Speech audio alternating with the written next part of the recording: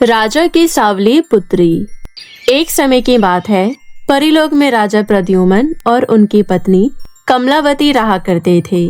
आज राजा प्रद्युम्न चिंता में अपने कक्ष में इधर से उधर घूम रहे थे कि तभी वहाँ पर दासी आती है और कहती है, महाराज, आपकी एक नहीं बल्कि 2 संतानें हुई हैं।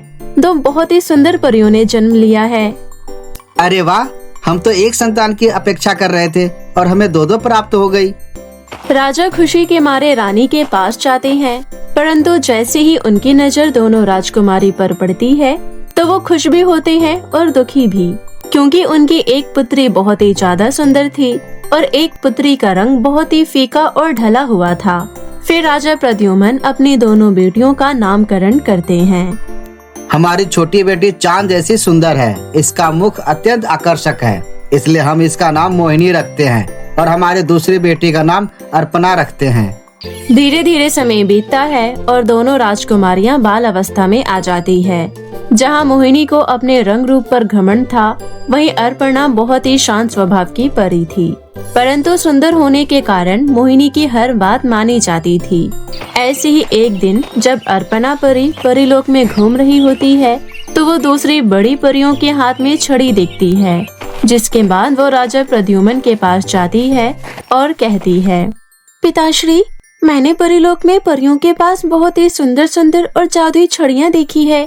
क्या मुझे भी एक जादुई छड़ी मिल सकती है?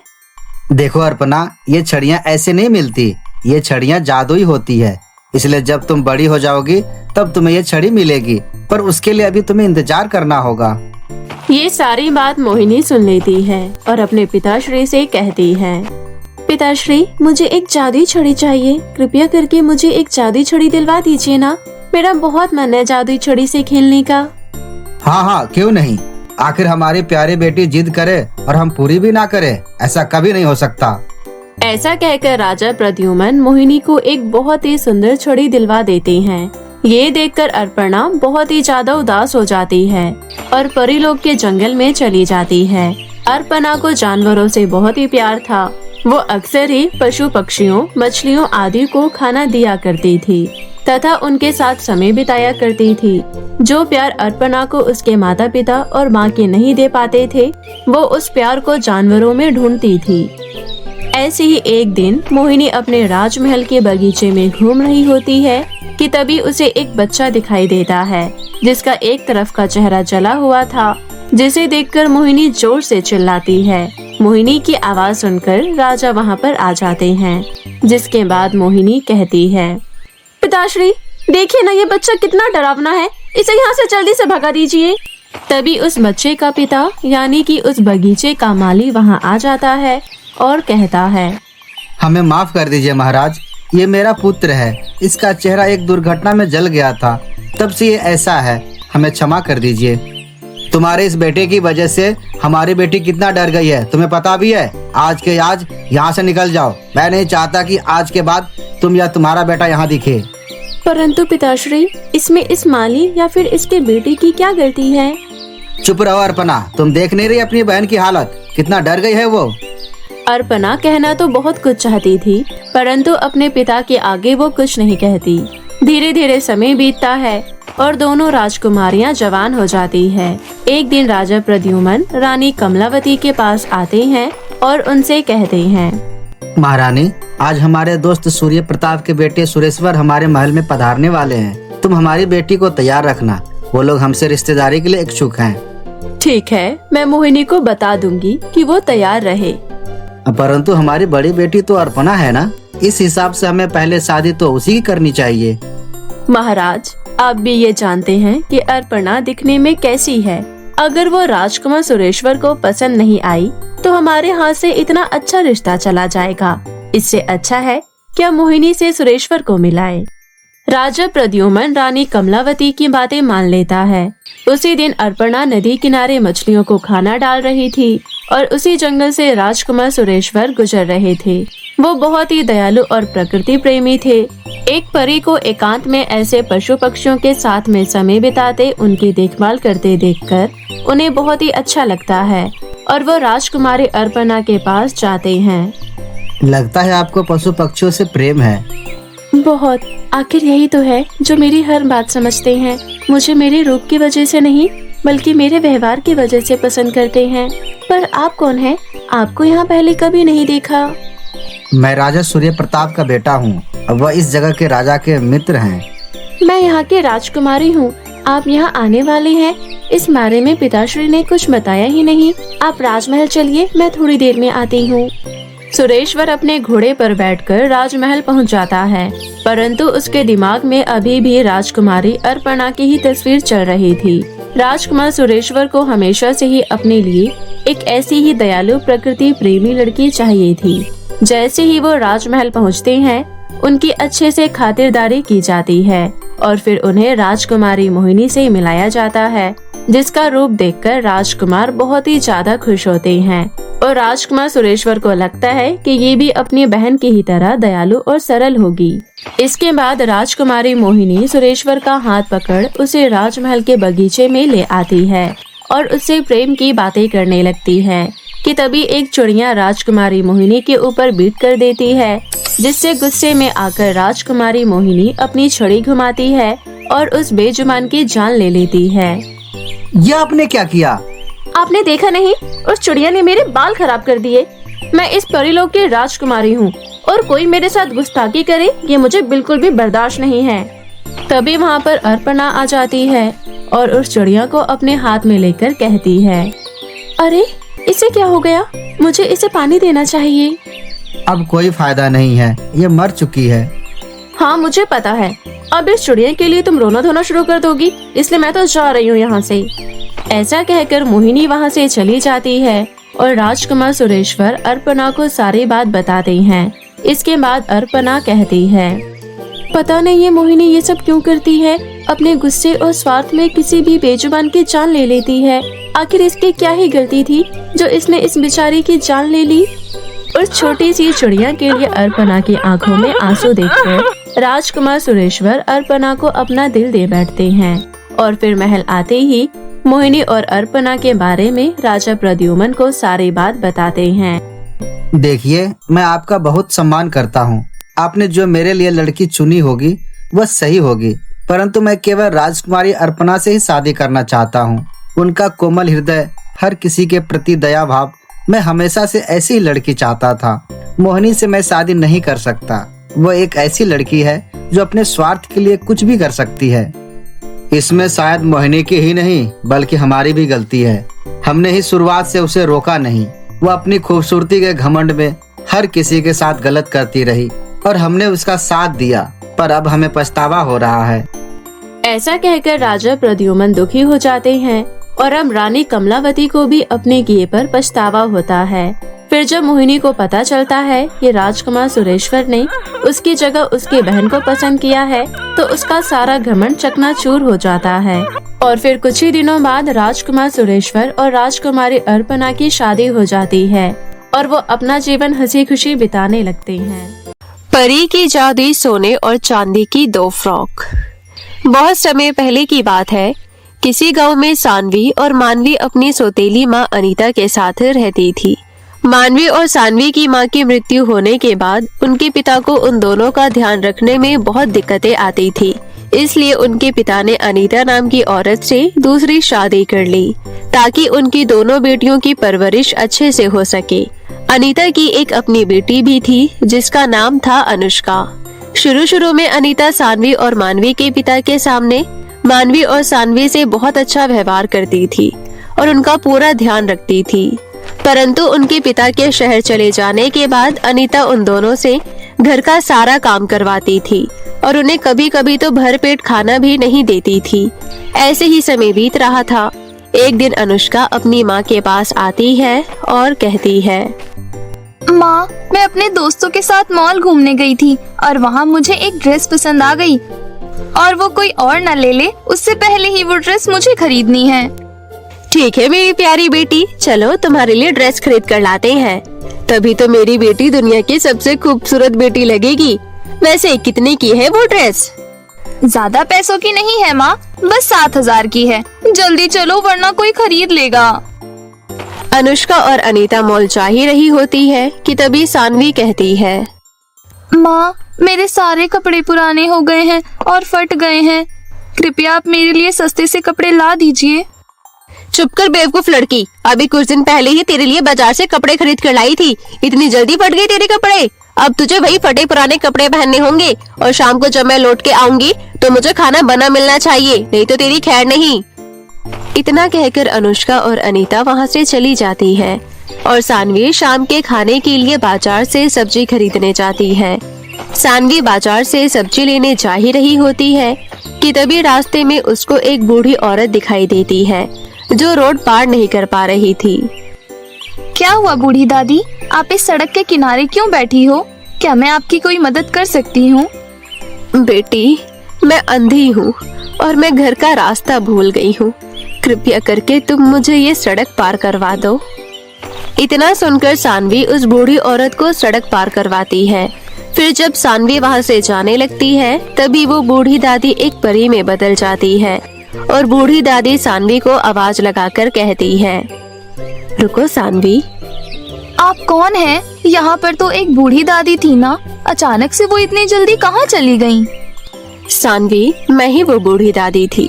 मैं परीलोक में अपनी बाकी परी सहेलियों के साथ रहती हूँ। मेरी सारी सहेलियाँ कहती है कि पृथ्वीलोक के लोग बहुत ज्यादा स्वार्थी होते हैं, वो कभी भी किसी की मदद नहीं करते। परंतु मुझे लगता था कि जरूर पृथ्वीलोक पर कोई अच्छा इंसान होगा, इसलिए मैं पृथ्वीलोक पर घूमने आई थी। क्या आप एक परी हो और आप परीलोक में रहती हो और आप यहाँ घूमने आई हो? मुझे तो यकीन ही नहीं हो रहा। सानवी, मैं यहाँ पर बहुत देर से बूढ़ी दादी के रूप में बैठी थी, पर किसी ने भी मेरी मदद नहीं की। मुझे तो लग रहा था कि पृथ्वीलोक पर सच में कोई भला इंसान नहीं है, लेकिन इतने में ही तुम आ गई और तुमने मेरी मदद की, इसलिए मैं तुम्हें कुछ देना चाहती हूँ। इतना कहकर परी अपनी जादुई छड़ी घुमाती है और उसके सामने एक सोने की फ्रॉक प्रकट हो जाती है। ये फ्रॉक तुम्हारे बुरे समय में मदद करेगी। परी जी, अगर आप बुरा ना मानो तो मैं एक बात बोलूं? हाँ जरूर बेटी। मेरे घर में मेरी एक छोटी बहन है, क्या आप उसके लिए भी एक फ्रॉक दे सकती हो? उसके कपड़े बहुत पुराने हैं और फट गए हैं। हाँ जरूर बेटी। इतना कहकर परी ने फिर से अपनी जादुई छड़ी घुमाई और वहाँ पर एक चांदी की फ्रॉक प्रकट कर दी। ये लो, ये सोने की फ्रॉक तुम्हें तुम्हारे मुंह मांगे पैसे देगी और वहीं ये दूसरी चांदी की फ्रॉक तुम्हारी सब जरूरतें की चीज पूरी करेगी और तुम्हें कोई भी कष्ट नहीं होने देगी। लेकिन हाँ, हमेशा एक बात याद रखना, ये दोनों फ्रॉक किसी बुरे इंसान के हाथ नहीं लगनी चाहिए, नहीं तो उस बुरे इंसान की मृत्यु हो सकती है। उसके बाद सानवी परी का शुक्रिया अदा कर वो दोनों फ्रॉक लेकर घर आ जाती है और घर आकर मानवी को सारी बात बताती है। दीदी, अब तो हमारे पास 2 जादुई फ्रॉक हैं। अब तो अपनी मनमर्जी का खाना खा सकते हैं और हम कुछ भी खरीद सकते हैं। अगले दिन मानवी और सानवी की सहेली अंजलि के घर आती है और उनको अपने जन्मदिन पर बुलाती है। अंजलि अनुष्का की भी सहेली थी, इसलिए अंजलि अनुष्का को और उसकी माँ को भी बर्थडे में बुलाती है। अगले दिन अनुष्का और उसकी माँ सानवी और मानवी से पहले ही अंजलि के घर चली जाती है। उसके थोड़ी देर बाद सानवी और मानवी अपने जादुई सोने और चांदी के फ्रॉक पहनती है और अंजलि के घर चली जाती है। सानवी और मानवी पूरी पार्टी में सबसे ज्यादा खूबसूरत दिख रही थी। अनुष्का और अनीता भी उन्हें नहीं पहचान पा रही थी। बर्थडे खत्म होने के बाद अनीता अनुष्का अपने घर आती है और कमरे में जाकर बैठ जाती है। तभी अनुष्का अनीता से कहती है, मम्मी, पता नहीं पार्टी में वो दोनों लड़कियां कौन थी जो बहुत सुंदर दिख रही थी। उन दोनों ने बड़ी महंगी और ब्रांडेड फ्रॉक पहनी हुई थी। क्या आप मुझे भी वैसी ही फ्रॉक दिलवा सकती हो? हाँ बेटी, तू बिल्कुल ठीक कह रही है। मैं भी पूरी पार्टी में उन दोनों को ही देख रही थी। ऐसा लग रहा था जैसे वो दोनों फ्रॉक सोने और चांदी की है। वो दोनों लड़कियां कोई राजकुमारी से कम नहीं लग रही थी। लेकिन बेटी, वो फ्रॉक बहुत महंगी होगी। मुझे नहीं पता, मुझे वो फ्रॉक चाहिए तो चाहिए। अनुष्का और अनीता की ये बातें सानवी और मानवी सुन रही थी। तभी सानवी मानवी से कहती है, देखा मानवी, इन दोनों बेवकूफों को पता ही नहीं चला कि वो दोनों राजकुमारियां हम ही थीं। इन दोनों को इतना परेशान देख मजा आ रहा है। हाँ दीदी, मजा तो आ रहा है इन दोनों को परेशान देखकर, लेकिन गलती से भी इस बात का पता इन दोनों को नहीं चलना चाहिए कि वो सोने और चांदी की फ्रॉक हमारे पास ही है, नहीं तो ना जाने क्या होगा। जिस परी ने ये फ्रॉक दी थी उसी परी ने हमसे कहा था कि ये दोनों फ्रॉक किसी भी गलत इंसान के हाथ नहीं लगनी चाहिए, नहीं तो उस इंसान की मृत्यु भी हो सकती है। ऐसे ही समय बीत रहा था। अब दोनों बहनें सोने और चांदी की फ्रॉक की मदद से अनीता और अनुष्का के अत्याचार से बच रही थी। एक दिन मानवी और सानवी चांदी की फ्रॉक से खाने का सामान मांगती है। वो सब अनुष्का देख रही थी। उसके बाद अनुष्का को पता चल जाता है कि वो पार्टी वाली दोनों सुंदर लड़कियां मानवी और सानवी ही थी। उसके बाद अनुष्का वो सब बात अपनी माँ को बताती है। अच्छा, तो उन दोनों मनहूस बहनों ने हमसे ये बात छुपाई। बेटी तू चिंता मत कर, रात हो जाने के बाद मैं वो दोनों फ्रॉक चुरा लूंगी। उसके बाद हम दोनों रातों रात अमीर हो जाएंगे और उन दोनों बहनों को हमेशा हमेशा के लिए अपने रास्ते से हटा देंगे। थोड़ी देर बाद ही रात हो जाती है। अनुष्का और अनीता मानवी और सानवी के सो जाने के बाद दोनों फ्रॉक चुरा लेती है और जैसे ही वो दोनों उन फ्रॉक से पैसे की मांग करती है, वैसे ही उनमें से बहुत बड़े बड़े सांप निकल आते हैं और दोनों माँ बेटी को काट लेते हैं और उन दोनों की मृत्यु हो जाती है। उसके बाद सानवी और मानवी दोनों हंसी खुशी अपना जीवन उसी घर में काटने लगती है। जादुई मेहंदी का जादू। एक शहर में आरती नाम की एक लड़की रहती थी। आरती की अभी नई नई शादी हुई थी। शहर में उसका एक पार्लर था जिसमें वो सभी औरतों को सजाने संवारने का काम किया करती थी। एक बार की बात है, आरती के पार्लर में काम करने वाली लड़की काम छोड़कर चली जाती है, जिसकी वजह से आरती का काम ठप हो जाता है, क्योंकि आरती अकेली ग्राहकों को नहीं संभाल पाती थी और उससे कोई ना कोई गलती हो ही जाती थी। इन सब से बेचारी आरती बहुत परेशान रहने लगी। एक दिन उसके पति शुभम ने उससे कहा, क्या बात है आरती, बहुत परेशान लग रही हो। हाँ शुभम, मैं बहुत परेशान हूँ। हाँ शुभम, मैं बहुत परेशान हूँ। मेरे पार्लर में जो एक लड़की काम करती थी उसने काम छोड़ दिया है। उसके काम छोड़ने के बाद तो मेरा पार्लर का काम ठप हो गया है। अब तो त्योहार भी आ रहे हैं, यही तो काम करने का सीजन है और मेरे पास कोई लड़की नहीं है जो ये सब संभाल सके। पार्लर का काम तो मैं संभाल लूं, पर मेहंदी लगाने वाली कोई चाहिए जो नई नई डिजाइन की मेहंदी लगा सके। आजकल अच्छी मेहंदी बहुत डिमांड में है। अरे बस इतनी सी बात, तुम चिंता मत करो। मेरी नजर में एक लड़की है जो बहुत ही सुंदर मेहंदी लगाती है, लेकिन वो गांव में रहने वाली है और बेचारी बहुत गरीब है। हाल ही में उसकी माँ का देहांत हो गया है। बेचारी गांव में अकेली पड़ गई है। अगर तुम कहो तो मैं उसको अपने साथ शहर ले आता हूँ, जिससे तुम्हारी मदद भी हो जाएगी और उसको आसरा भी मिल जाएगा। ये तो बहुत अच्छी बात है, तुमने मुझे पहले क्यों नहीं बताया? तुम कल ही उस लड़की को जाकर ले आओ, मैं उसे अपने पार्लर में काम दे दूंगी। इससे मेरी बहुत बड़ी परेशानी दूर हो जाएगी। शुभम अगले सुबह ही अपने गांव जाता है।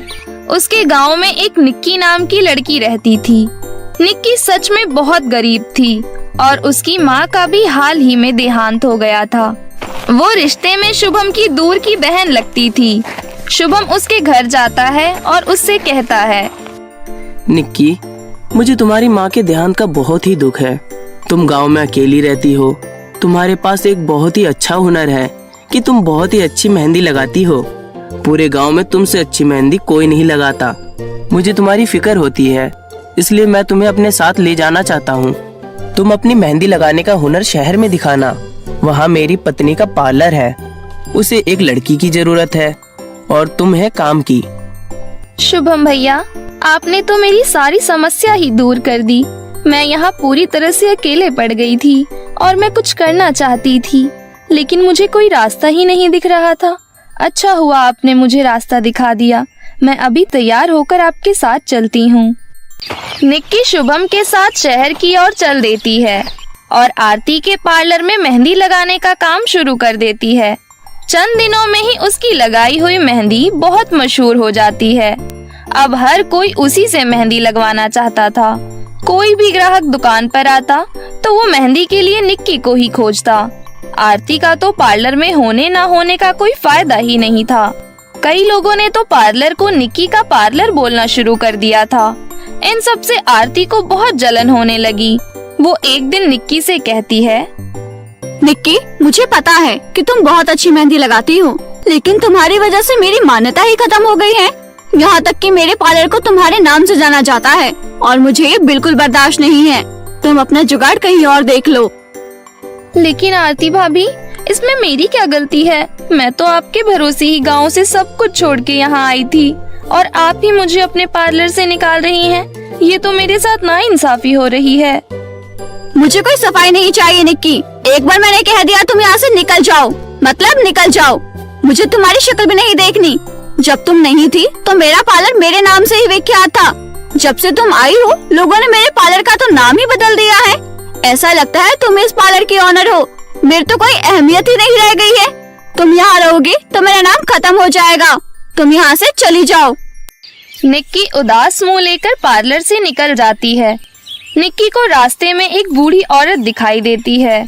वो बूढ़ी औरत निक्की से कहती है, बेटी, देखो ना, मेरे पैर में कुछ चुभ गया है। जरा निकाल दे बेटी, मुझसे झुका नहीं जा रहा है। पैर बहुत दुख रहा है। घुटनों में दर्द की वजह से मैं झुक नहीं पा रही हूँ। मेरी मदद कर दे बेटी। अरे दादी माँ, तुम्हारे पैर से तो बहुत खून निकल रहा है। आप नंगे पैर सड़क पर क्यों घूम रही हैं? देखिए कितना ज्यादा जख्म हो गया है। बेटी, मैं यहाँ वहाँ घूम कर ही अपना गुजारा करती हूँ। मेरे पास इतने पैसे नहीं हैं कि मैं पैरों में चप्पल पहन सकूं। इसी वजह से मैं नंगे पैर ही घूमती हूँ। घुटनों की वजह से झुका नहीं जाता बेटी। इसी वजह से कांटा निकालने में असमर्थ हूँ। तुम मेरी मदद कर दो बेटी। तुम तो एक अच्छी लड़की दिखती हो। हाँ हाँ दादी माँ, आप जरा भी चिंता मत कीजिए। मैं अभी आपके पैर का कांटा निकाल देती हूँ। निक्की बुढ़िया के पैर से कांटा निकाल देती है और उसके जख्मों पर अपनी चुन्नी लपेट देती है। इतना ही नहीं, निक्की अपने चप्पल उस बूढ़ी औरत को पहनने के लिए दे देती है। निक्की की ऐसी सेवा से वो दादी माँ बहुत खुश हो जाती है और उससे कहती है, बेटी, तुम सच में बहुत नेक लड़की हो। तुमने मेरे पैर से कांटा निकाला और अपनी चप्पल भी दे दी। मेरे पास तुम्हें देने के लिए कुछ नहीं है, लेकिन मेरे पास एक मेहंदी की कीप है। ये मेहंदी की कीप तुम अपने पास रख लो। लेकिन दादी माँ, मैं इस मेहंदी की कीप का क्या करूँगी? इतनी मुश्किल से एक जगह का काम मिला था और वो भी हाथ से चला गया। आखिर एक मेहंदी की कीप कितने दिनों तक चलेगी? ये तो एक बार में ही खत्म हो जाएगी। निक्की बेटी, ये कोई साधारण मेहंदी की कीप नहीं है। ये एक जादुई मेहंदी की कीप है। क्या सच में? ये मेहंदी कभी खत्म नहीं होगी और जिस तरह का डिजाइन तुम अपने दिमाग में सोचोगी, वैसा डिजाइन मेहंदी की कीप अपने आप लगा देगी। निक्की वो मेहंदी की कीप पाकर बहुत खुश होती है। वो सड़क किनारे बैठकर ही लोगों के हाथ में मेहंदी लगाना शुरू कर देती है। सभी निक्की की लगाई हुई मेहंदी को देखकर आकर्षित होते हैं और एक के बाद एक ग्राहक उससे मेहंदी लगवाने लगता है। एक ही दिन में निक्की बहुत सारा पैसा कमा लेती है। उन पैसों से निक्की अपने लिए कुछ खाने का खरीदती है और बाकी बचे हुए पैसे अपने पास रख लेती है।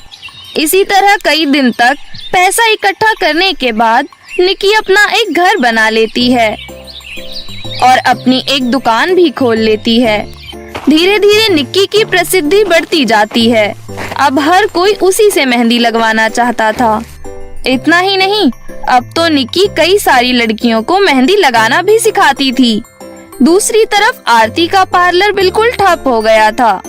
फिर से उसके पार्लर में अब कोई नहीं जाता था। इन सब का कारण पता लगाने पर उसे पता चला कि आजकल पूरे शहर में निक्की प्रसिद्ध है। उसका बहुत नाम हो रहा है। अरे वो तो इतनी गरीब थी। जहाँ तक मुझे याद है मैंने उसे 1 रुपया भी नहीं दिया था।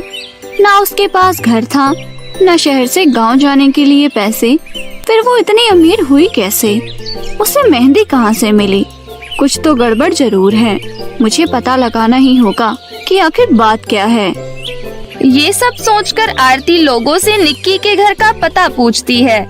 फेमस होने की वजह से आरती को निक्की का घर ढूंढने में ज्यादा तकलीफ नहीं होती और वो निक्की के घर पहुंच जाती है।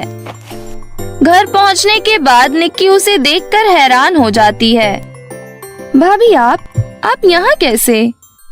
मुझे माफ कर दो निक्की, मुझे अपने किए का पछतावा हो गया है।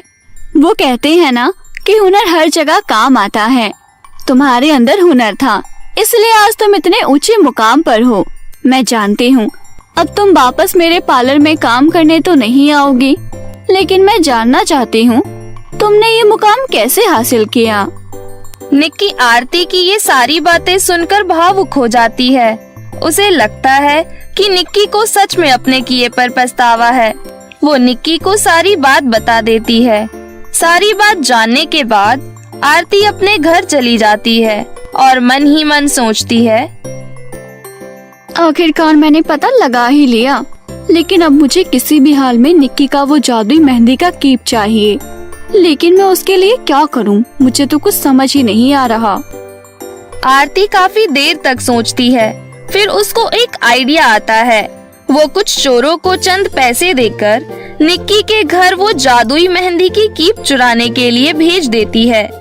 रात होने पर वो चोर निक्की के घर के अंदर चला जाता है और बड़ी आसानी से मेहंदी की कीप चुराकर आरती को दे देता है।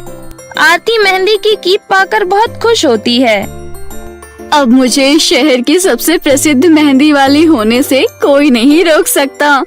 नाम तो मिलेगा ही, साथ में पैसा भी मिलेगा।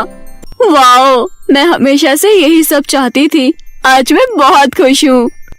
आरती बहुत खुश होती है और जादुई मेहंदी की कीप से लोगों को मेहंदी लगाने लगती है। आरती उस कीप से जिसको भी मेहंदी लगाती, उस ग्राहक को मेहंदी बिल्कुल पसंद नहीं आती थी और वो आरती को सुना कर चले जाते थे और पैसे भी नहीं देते थे।